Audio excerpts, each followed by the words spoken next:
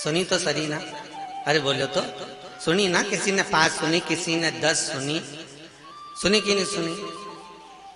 अब सब महाराज एक ही बात बोला होगा बेचारा कि देखो अपनी जिंदगी को अच्छे से जियो, भगवत भजन करो, स्मरण करो, कीर्तन करो, नाम जाप करो, नाम स्मरण करो और अपने जीवन को सुधारो। तुम में से कितनी सुधरी?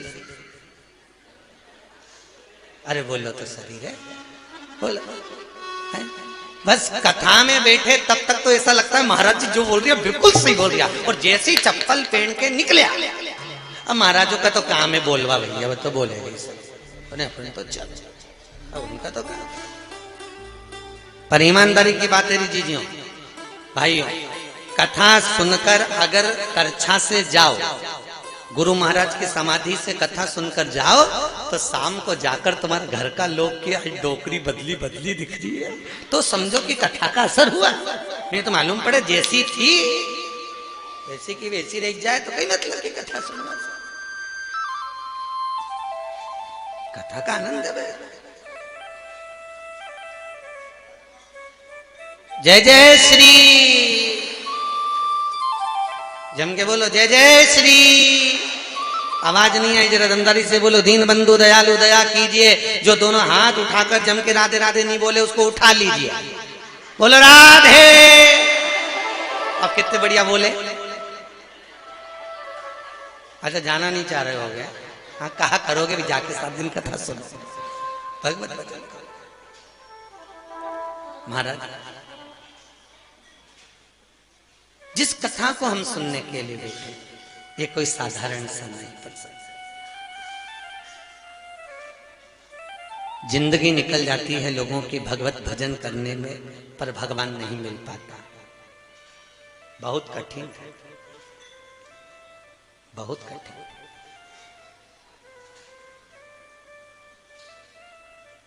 भगवान सदगुरुदेव श्री टेकचंद जी महाराज जब अपनी भगवत भक्ति में डूबे रहते थे, बहुत सुंदर बात है महाराज। सदगुरुदेव कर्म भी कर रहे हैं और काम करते करते भगवान का भजन भी कर रहे हैं। ये जो एक लाइन आप लोग बोलते हैं ना, काम करते रहो नाम जपते रहो, ये श्री गुरुदेव जी के महाराज के मुखाग्रविंद से निकला हुआ है। ये जो लाइन है, आप लोगों को कभी भी किसी से भी पूछना कि लाइन किसने बनाई थी, तो ये गुरुजी ने बनवाई थी। क्योंकि बहुत ऊंचे कुल में, बहुत अच्छे घराने में, बहुत करोड़पति के घर में, नरसिंह मेहता जी करोड़पति के घर में जन्म लिए हैं, एकनाथ जी करोड़पति के घर में जन्म लिए हैं, पर सदगुरुदेव का जो जन्म हुआ था वो एक छोटे से परिवार में जन्म हुआ था महाराज। तो उन्होंने कर्म को प्रधान मानकर अपनी समाज के लोगों को, अपने जन लोगों को एक ही बात कहा कि काम करते रहो नाम जपते रहो। तो ये जो लाइन है ये गुरुदेव की दी है, कर्म कर, और जितना आप कर्म करोगे उतना भगवान मिलेगा। और आप सबको तो मालूम होगा, जब जब गुरुदेव अपने काम में लगे रहते थे, भगवान की सेवा भजन करते थे, तो स्वयं दामोदर, स्वयं ठाकुर उनके पास में आके पानी मांगते थे। अरे ओ टेकचंद मुझे पानी पिला दे। तो टेकचंद जी ने काम करता करता बोल दे, वो हंडा रखा तो है पी ले। नहीं मैं तो तेरे हाथ से पीऊंगा। तो कि जब तक पूरी सिलाई नहीं हो जाए तब तक तुझे पानी पिलाऊंगा। खड़ा स्वयं दामोदर, भगवान नारायण, भगवान विष्णु उस जगह पर खड़े रहते हैं और भगवान खड़े होकर श्री टेकचंद जी महाराज की सिलाई का काम देखते हैं। जब पूरी एक एक टांका जब जब लगाते साहब, एक एक टांका लगाते और हर टांके में भगवान का भजन करते जाते। एक टांका लगाए न राम बोले, एक टांका लगाए न कृष्ण बोले, एक टांका लगाए न नारायण बोले, और लगाते जाए भगवान का भजन करते जाए। भगवान इतने खुश होते, इतने खुश होते। तो आखिरी में जब पूरी सिलाई हो जाती तब टेकचंद जी महाराज थोड़ा खसकते और खसक के हंडा दामोदर जी के बढ़ा देते। अब दामोदर जी के जैसे हंडा बढ़ाया तो दामोदर जी ने पूछा ये क्या है? तो क्या पानी धरा पी लाए। तो भगवान बोले तू नहीं पिलाएगा। तो टेकचंद जी महाराज बोले मैं भी काम कर रहा हूं, इतना सा काम तो तू भी कर सके, इतना काम तो तू भी कर सके। भगवान प्रसन्न हो गए और भगवान दामोदर ने टेकचंद जी महाराज के सम्मुख में प्रकट होकर कहा, तेरे जैसा भक्त दूसरा नहीं मिलने वाला। आज तुझे वचन देता हूं टेकचंद, जिस जिस दिन तू भजन करेगा, जिस जिस दिन तू स्मरण करेगा, तेरा ये दामोदर तेरे पास दौड़ कर आएगा। और आप तो किस्मत वाले हो साहब, आपका वंश ही दामोदर वंशी नाम से चल रहा है। आप भाग्यशाली हो, दुनिया का तो नाम चले नहीं, ये समाज ने वो समाज, तुम्हारे तो आगे ही दामोदर लगा। स्वयं भगवान नारायण, स्वयं भगवान ठाकुर कृष्ण, भगवत भगवत। तो नाम जपते रहो, काम करते रहो, राम मिल जाएगा तुम्हें कभी ना कभी। तुम भजते रहो, कर्म को मत छोड़ो, जपो करो, भगवत भजन में लगे। पर निवेदन है, काम करते करते भगवान का भजन भी होना जरूरी है। शायद मेरे को ऐसा लगता है बाबा की कृपा, गुरुदेव की कृपा इसलिए हुई कि आराम से 16 श्राद्ध में तू मेरे पास बैठ, तुझे कोई चिंता है, श्राद्ध पक्ष में बैठकर तू 7 दिन यहाँ रहकर साधना में डूब कर, तप कर कर, भजन कर कर मेरे साथ 7 दिन निकाल। मैं ये वचन देता हूं कि तेरे पूर्वज अपने आप तर जाएंगे भगवत भजन कर कर। भगवत भजन का सार तत्व है गुरु के चरणारविंद का स्मरण। इस घंटा भगवान का भजन करो, ये हमारे शास्त्र कहते हैं। 24, और ईमानदारी से बोलो, कोई 24 घंटा भजन करता है क्या? संत कर सकते हैं, गुरुजन कर सकते हैं, पर अपन संसार में रहने वाला, परिवार में रहने वाला एक पारिवारिक व्यक्ति भगवान 24 घंटा का भजन करे, ये बड़ा कठिन। संत कहते हैं 24 घंटा भजन करो। 24 घंटा नहीं कर सकते तो कम से कम 12 घंटा तो करो रे। 12 घंटा करते हो? 12 घंटा भजन नहीं कर सकते तो कम से कम 6 घंटा करो, पर भजन जरूर करो, जरूर। 6 घंटा नहीं कर सकते तो 3 घंटा करो, 3 घंटा नहीं कर सकते 1.5 घंटा करो, 1.5 घंटा नहीं कर सकते आधा घंटा करो, पर भगवान का भजन करो। शास्त्र ये भी कह रहा है आधा घंटा भी नहीं कर सकते तो 15 मिनट करो, 15 मिनट नहीं कर सकते तो 5 मिनट करो, 5 मिनट नहीं कर सकते तो 1 मिनट करो, और 1 मिनट भी नहीं कर सकते तो चुल्लू भर पानी में डूब मारो। जब भगवान ने 24 घंटा दिया और उस 24 घंटे में से 1 मिनट भी हमने हमारे परमात्मा को नहीं दिया, भगवान को नहीं दिया, भगवत भजन में नहीं लगाया, तो वो जीवन बेकार है, वो जीवन बेकार।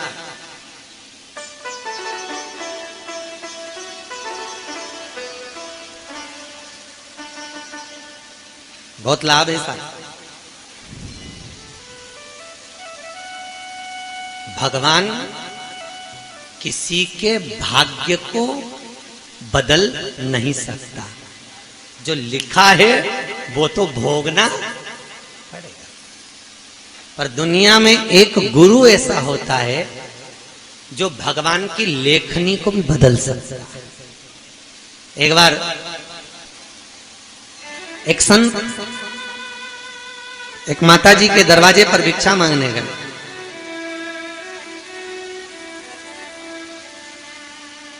और माताजी के दरवाजे पर भिक्षा मांगने के लिए जब गए, संत के चरणों में माताजी पड़ गई और मां ने हाथ जोड़कर कहा, बाबा आप कृपा करिए और मेरी बहू को संतान नहीं है, आप आशीर्वाद दे दीजिए, मेरी बहू को औलाद हो जाए।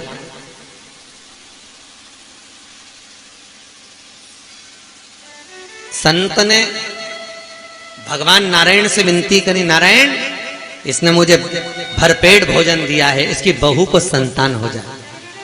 भगवान विष्णु ने संत से कहा, इसके यहां औलाद नहीं हो सकती 7 जन्म तक भी, संतान का सुख नहीं है, ठीक है, इसके यहां औलाद नहीं होगी, 7 जन्म तक इसके यहां संतान का सुख नहीं है, इसके यहां संतान नहीं होगी। महाराज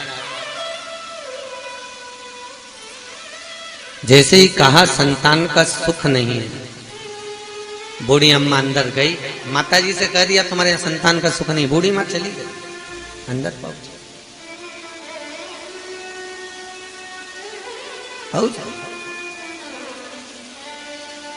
3 महीने के बाद एक बहुत संत वापिस आया,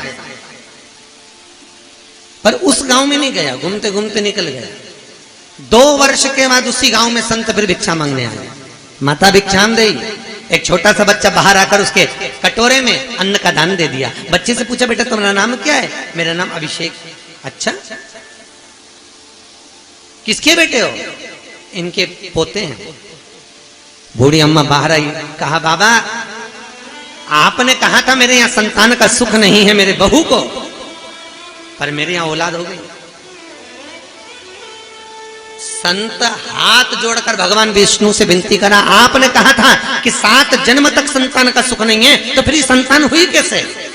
तो भगवान नारायण बोले कि इसके भाग्य को मैंने नहीं बदला, ये एक गुरु की शरण में गई थी, उस गुरु के दरवाजे पर झाड़ू लगाती थी।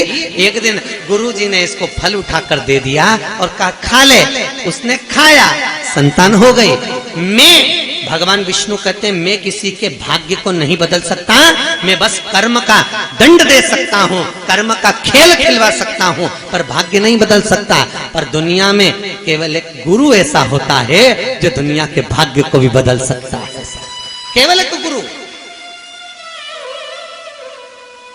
और आपको तो बड़ी प्रसन्नता होना चाहिए कि हम गुरु के दरवाजे पर बैठकर कथा सुन रहे हैं, ना जाने कब भाग्य बदल दे मेरा सदगुरुदेव, मेरा गुरुदेव कब तुम्हारा भाग्य बदल दे। उस गुरु के दरवाजे पर बैठकर कथा कर तत्व हम ग्रहण कर रहे हैं। भाव और महाराज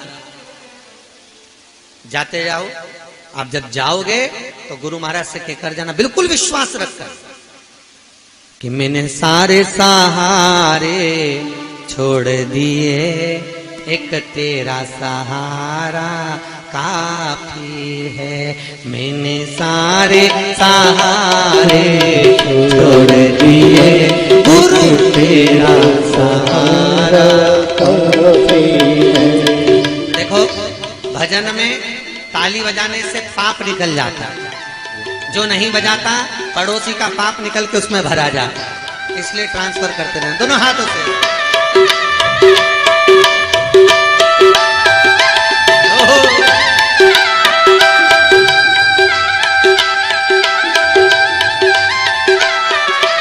मैंने सारे सहारे छोड़ दिए, गुरु तेरा सहारा काफी है। मैंने सारे सहारे छोड़ दिए, गुरु तेरा सहारा काफी है। गुरु तेरा सहारा काफी है, गुरु तेरा सहारा काफी है, गुरु तेरा सहारा काफी है, गुरु तेरा सहारा काफी है। मैंने सारे सहारे छोड़ दिए, एक तेरा सहारा काफी है। मैंने सारे सहारे छोड़ दिए, एक तेरा सहारा काफी है। पीछे वाले में दोनों हाथ।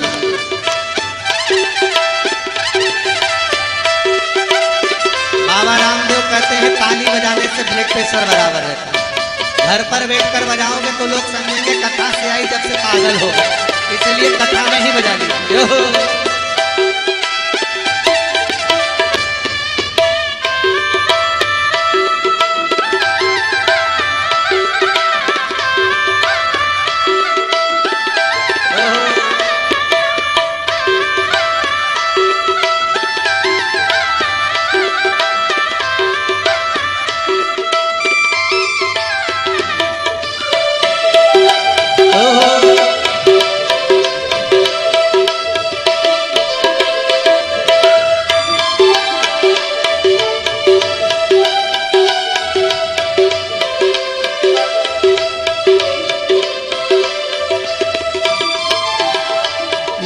नाव किनारे लगे न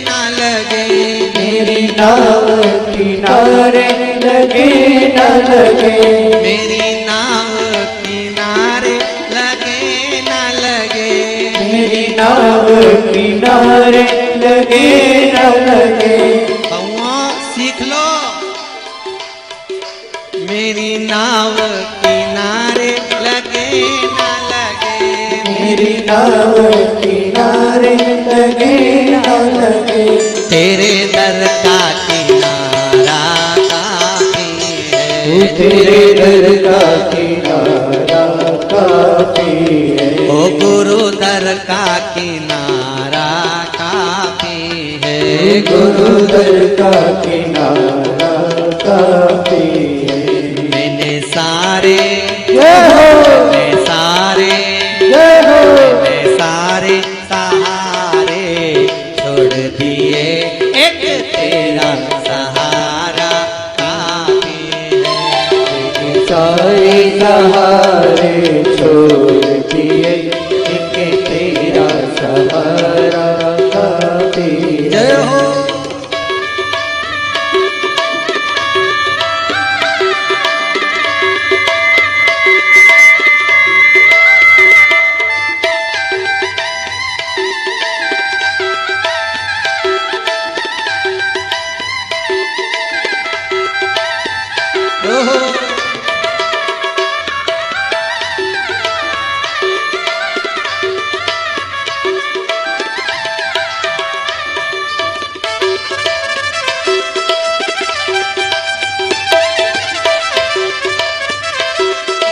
किनारे लगे न लगे, मेरी नैया किनारे लगे न लगे, मेरी नैया किनारे लगे न लगे, मेरी नैया किनारे लगे न लगे। तेरे दर का किनारा काफी है। तेरे दर का किनारा काफी है। ओ तेरे दर का किनारा काफी है।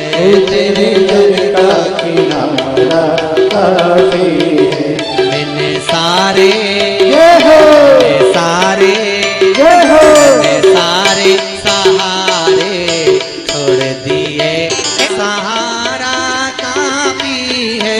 गुरु तेरा सहारा काफी है। गुरु तेरा सहारा काफी है। गुरु तेरा सहारा काफी है। मैंने सारे जय हो, मैंने सारे जय हो, मैंने सारे सहारे छोड़ दिए, एक तेरा सहारा काफी है।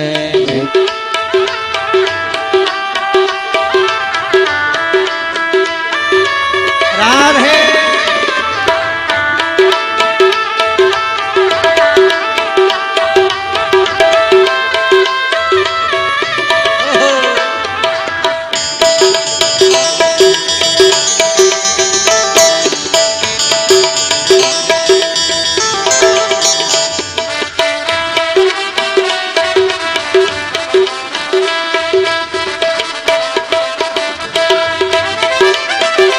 गुरु तेरा सहारा काफी है।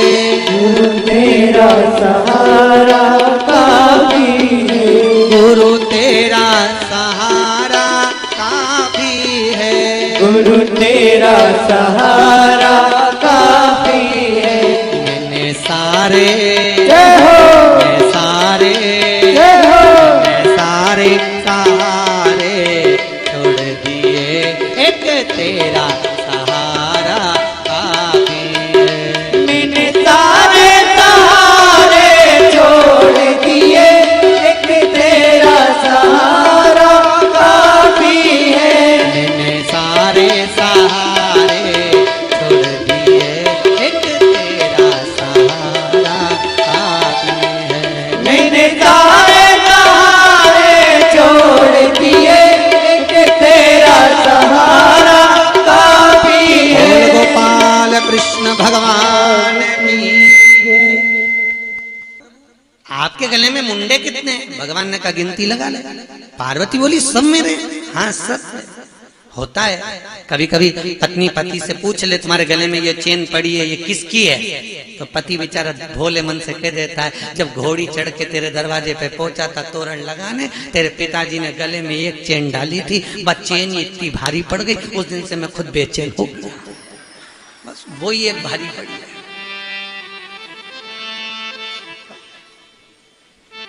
अच्छा हुआ वो तो ससुर ने एक ही दी,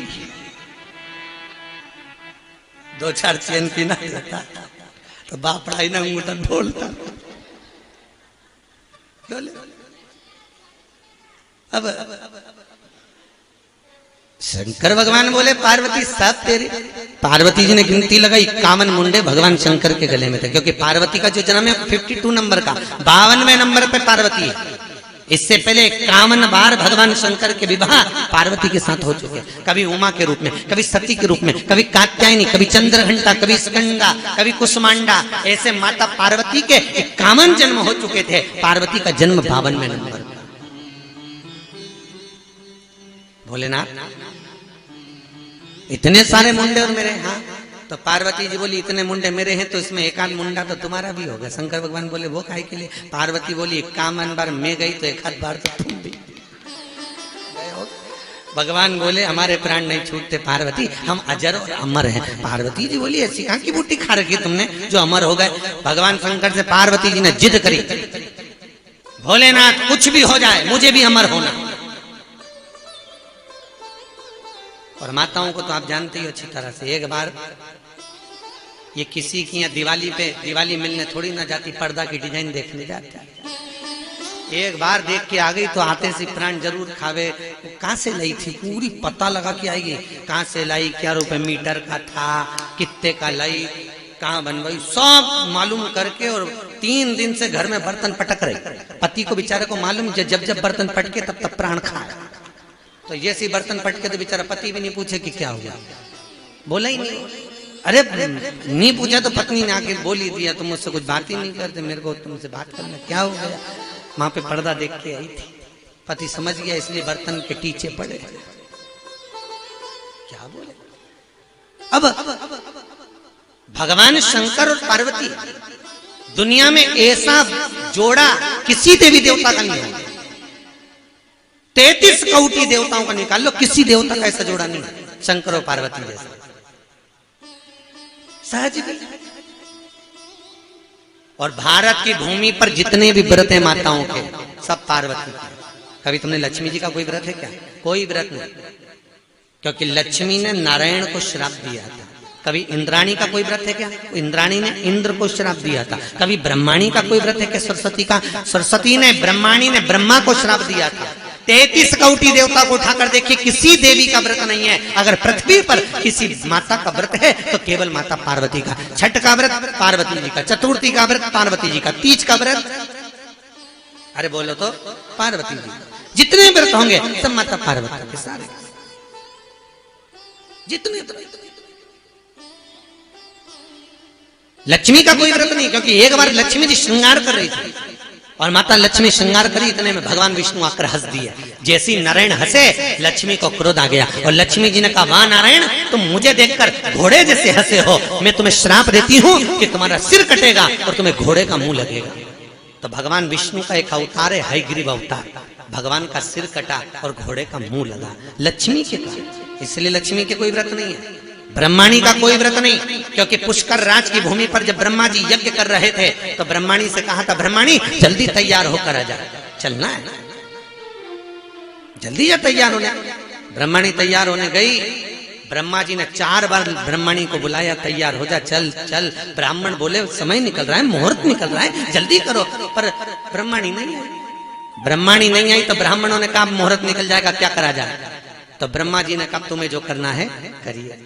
तो ब्रह्मा जी ने जैसे कहा तुम्हें जो करना है करिए, इतने में ब्राह्मणों ने एक गौ माता को खड़ा करा और गाय को खड़ा कर ब्राह्मण वेद की ध्वनि पढ़ने लगे। जैसे ही वेद की ध्वनि करी तो वेद की ध्वनि करते से ही गाय के मुख से गायत्री को प्रकट कर लिया और गायत्री को प्रकट करके ब्रह्मा जी के पास में गठजोड़ा बांधकर बिठा दिया। जैसे ब्रह्मा जी के पास में गायत्री बैठी, गायत्री बैठते से हवन चालू हुआ। इतने में सरस्वती ब्रह्माणी श्रृंगार करके आ गई। ब्रह्माणी ने कहा, ब्रह्मदेव, तुमने अपनी धर्म पत्नी को छोड़कर दूसरी नारी को अपने पास में बिठाया है।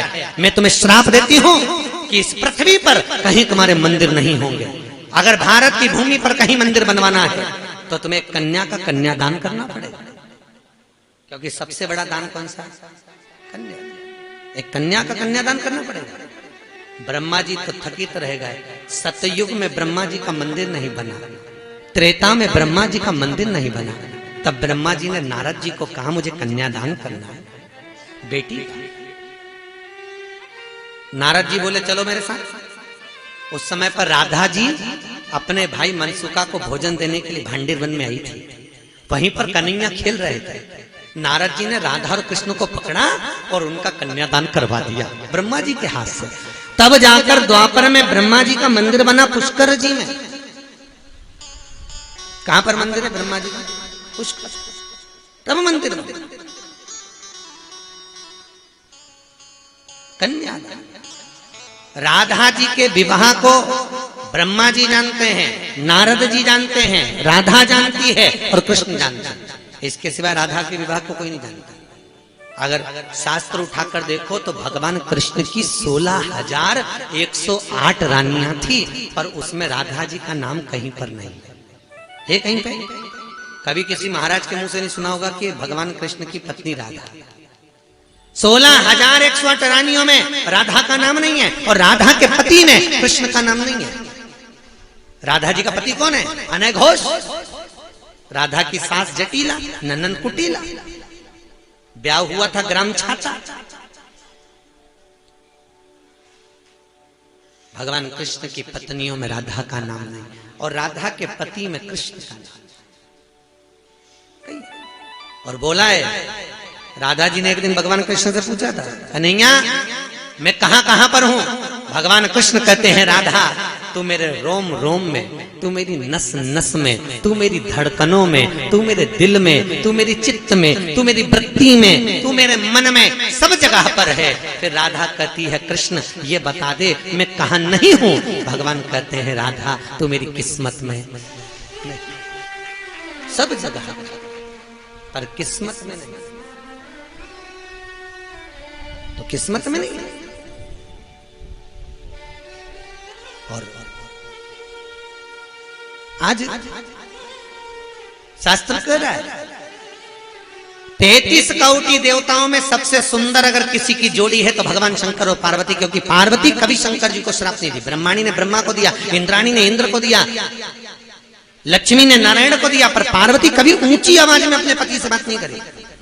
और इसीलिए पूरी भूमि पर, पूरी भारत की सृष्टि पर अगर व्रत करती हैं माताएं तो किसके करती? सब पार्वती के। तीज, चतुर्थी, छठ, पंचमी, जितने व्रत है माता पार्वती के। कोई ब्रह्माणी का नहीं, कोई लक्ष्मी का नहीं, सब माता पार्वती। व्रत तो तुम्हारे भी चालू हो जाए अगर तुम अपने पति से ऊंची आवाज में बात नहीं करो तो। व्रत चालू, व्रत में कोई दिक्कत नहीं।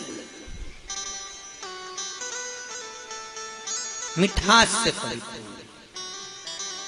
श्रेष्ठता से परिपूर्ण। महाराज पार्वती जी बोली, भोलेनाथ हमको अमर कथा सुना। भगवान शंकर बोले, पार्वती मैंने इतने जो तेरे जन्म हुए, इतने तू अवतरित हुई है, इतनी बार जो तेरे जन्म हुए ये इसी चक्कर में हुए। हर बार बोलती कथा सुनना है।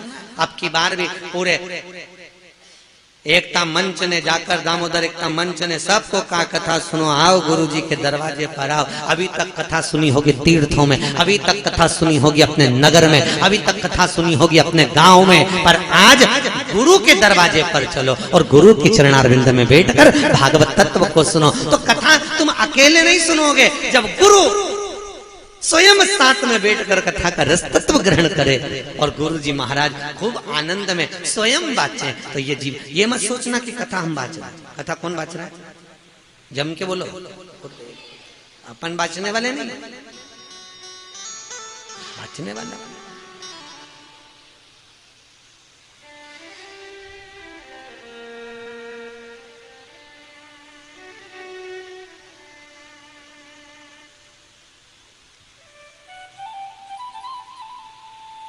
करने वाला।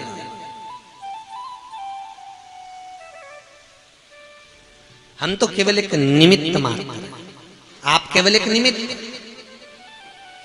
कोई नहीं कर। महाराज अब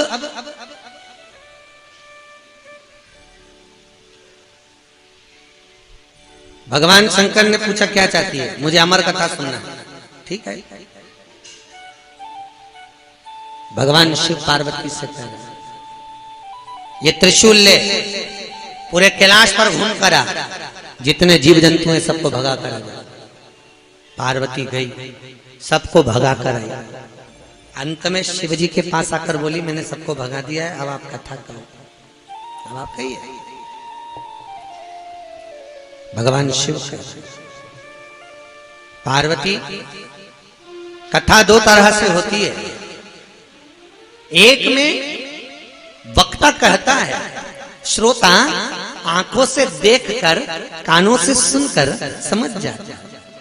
और दूसरी कथा वो जिसमें वक्ता कहता है और श्रोता हुंकारा भरते चले जाता है। जैसे पहले कथा होती थी ना, हुंकारे वाली, सुनी कि नहीं सुनी? पहले महाराज जी कथा करने आते थे और पूरी कथा सुनाते थे, माता अपना काम में लगी रहती थी और वो महाराज लीलावती ने ऐसा किया, कलावती का पति पानी में डूबी गया, उन्हें फिर सत्यनारायण जी की कथा कराई, ने लक्कड़ हारा उनंग गया, फिर लक्कड़ हारा ऐसा करा, वो हुंकारा भरती जा। और किसको मालूम कि कमरा में बैठ के घुर्राटा भर गई। वही तो यार।